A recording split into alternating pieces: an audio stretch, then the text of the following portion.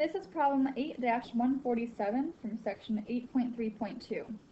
Spud has done it again. He's lost another polynomial function. This one was a cubic, written in standard form.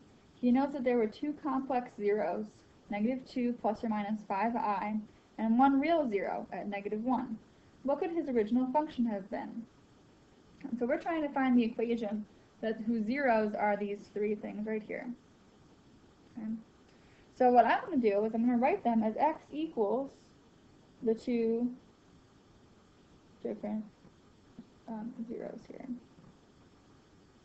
Okay. And if I have a zero that is worth at -1, I know the factor for that is opposite x plus 1. Alright, so we're going to hold off on that until later, and we're going to deal with these complex roots first. So I'm going to do the shortcut method, I guess, the shorter method. If you want to write this as two separate equations, or two separate solutions, and then multiply them together, you can. I'm going to do it the other way. So I'm going to add the 2 over, so x plus 2 equals plus or minus 5i. Next I'm going to square both sides. Okay, so I'm going to actually multiply out this left side. So I have an x squared plus 4x plus 4 equals, now -5 or positive 5 squared gives me 25, doesn't matter if it's negative or positive 5. And I squared was going to give me a -1. So that's really what I have right there. So just as doing the two complex roots, my equation would be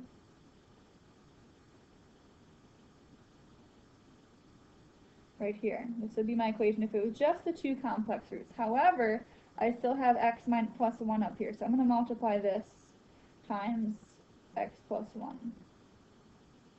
So I'm just going to do the FOIL stuff, kind of multiplying, distribute, however we're going to think about that. So I'm going to do x first times everything, so x to the third plus 4x squared plus 29x.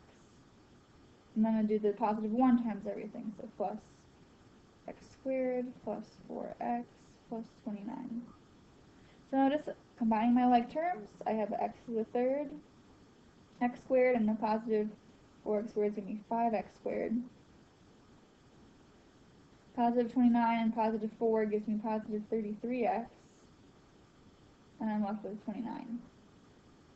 Okay.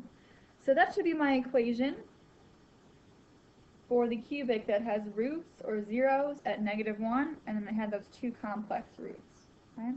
So again, if you want to set it up in the parentheses and do the rectangles originally with the complex roots, you should do that just like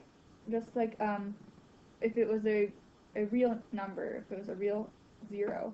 So I would write like x minus the quantity -2 plus 5i, and then I have x minus the quantity -2 minus 5i.